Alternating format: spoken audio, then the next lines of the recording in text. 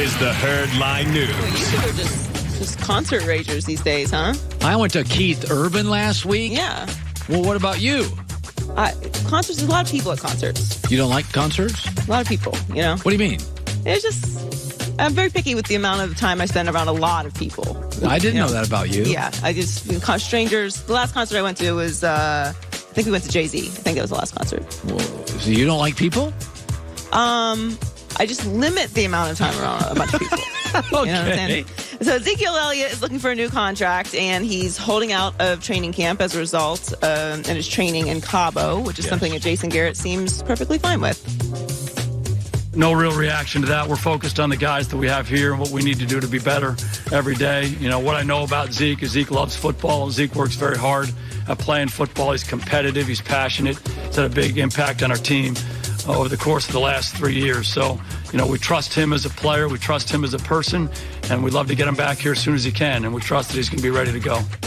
I'd hate to be the coach of the Cowboys now because you know the first three questions are going to be about Zeke's contract. Yeah, and they're ready for it. And that's Jason Garrett's not concerned about that right now. Like that can't be his focus. What's going on with Zeke's contract? That's not for him to figure out anyway. Yeah. So he can only focus on what's there. And I mean, I'm sure they don't love him being in Cabo, but this is what Zeke does. I wish that Zeke was not in Cabo because I don't think that the optics of it are great. I'm not saying that he's not working out there. I'm just saying training camp is supposed to be this very strenuous, tiring, get you in shape. Well, Mexico, for us in America, when we see somebody in Mexico, it is usually eating and drinking and laying in the sun. We don't picture it as a workout regimen. Right, it's vacation. Yes. It's relaxing. Guava smoothies. Yes. So the optics are he's screwing off, but the truth is... I don't think he is. He is down there screwing off, but it's not the same kind of workout you're going to get being in training camp. That's not debatable. Beyonce is the last concert I went to. Well, how many years ago was that? That was this year. Yeah. All right, because you love music. I do love music, yeah. You just don't like people. Well, I mean, it's a lot, right? Like going to a football game. Like you have to be mentally prepared to go to a football game. You have to be mentally prepared to go to a concert and you didn't really go to like a concert. Well, you went to like a private show. But it was music. Yes. I had to withstand at least 24 people. It was not a Beyonce concert in an arena. So Tom Brady is participating in his 20th training camp. And he hopes to have a few more ahead of him. Yesterday, 3 days before he turns 42, he said he sees no reason why he should be thinking about retiring. I have a great time. I mean, football is, I love the sport. I loved playing it since I was a kid. I think, it's hard for me to imagine doing anything else in life. I love playing ball. So, to still be out here at 41, soon to be 42, it's pretty great. I think he's getting vampire facials. I think he's doing the Kardashian thing. He's doing something because he definitely looks younger. I would agree with you. To something. And by the way, I'm not holding against. I'm about 2 more bad profile shots from getting rhinoplasty or whatever it's called. You're I'm not above that.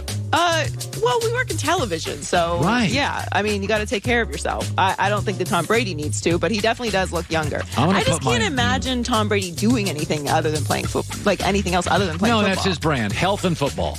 Like football. Yeah, so maybe he'll give like health seminars or something when he retires. I'm not retiring Tom Brady this year. I'm just saying it is hard to imagine him doing anything else. Like Peyton Manning, you could see him doing Monday Night Football. There's certain guys you could see coaching. I can't see Tom Brady Peyton coaching. does not want to be an analyst, I've been told, because he doesn't want to criticize people. That's fine. He's one of the guys. But you could see him doing that. I don't know if I could see... I don't know. I think Peyton would be great at anything he chooses to do. What he's choosing to do is these little documentary / he's doing these things for the other company I used to work for behind the paywall, and they're funny and he can show his personality, but I don't think he wants to sit up there and bang on guys. No, but he's a media kind of guy, so what he's doing makes sense. But could you see Tom Brady in the media? No. Could you see him coaching? Not really. No, he's got kind of an elegant brand. Could you see him in the front office? No. Not really. I could see Peyton at the draft making deals. I can absolutely see Peyton in the front office. He's very cerebral. Now that we're talking about it, I could see Tom Brady.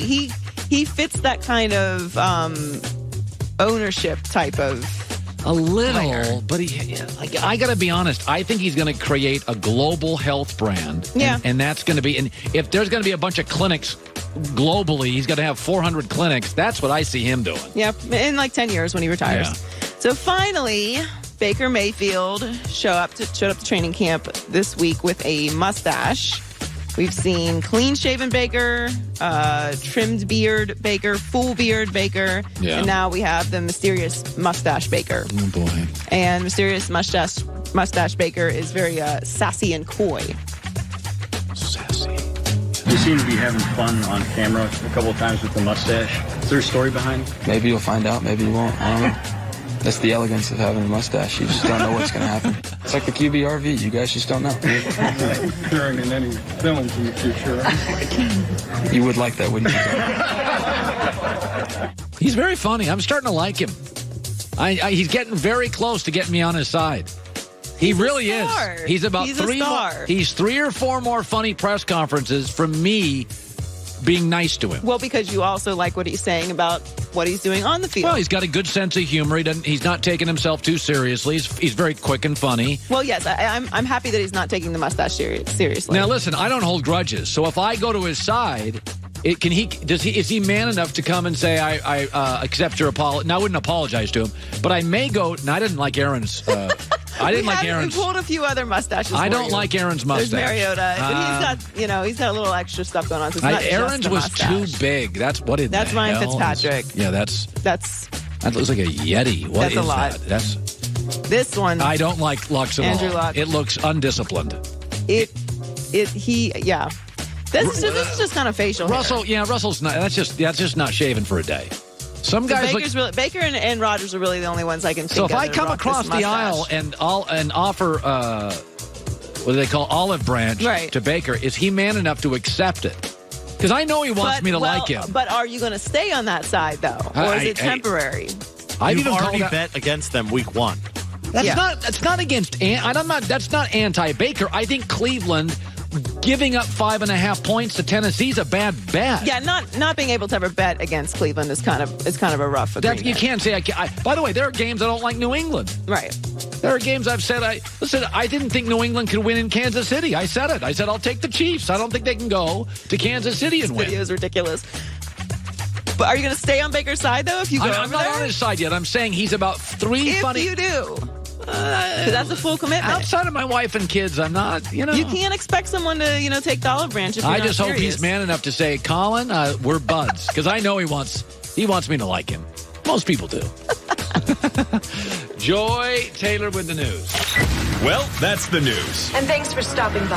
The Herd Lie News. Pro Football Hall of Fame induction Saturday, which is a neat night for amazing men who have given their life to football, and it's very emotional watching that stuff. We're going to induct several legends into our NFL Soundbite Hall of Fame, and that is coming up next. I've been telling you about M-Drive for years. You know I have. It's as you age, 40, 45 years old. Stamina, energy, your testosterone levels dip. That's where M-Drive, Gary, the scientist from Arizona, got older, in shape, know his kids.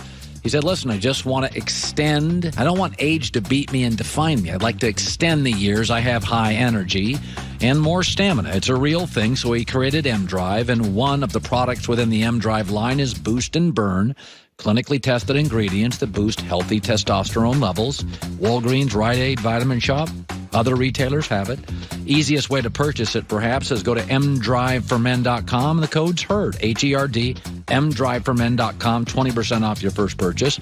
Reality is testosterone levels drop from 45 on. They just do, no matter how good a shape you're in. M-Drive, Boost, and Burn.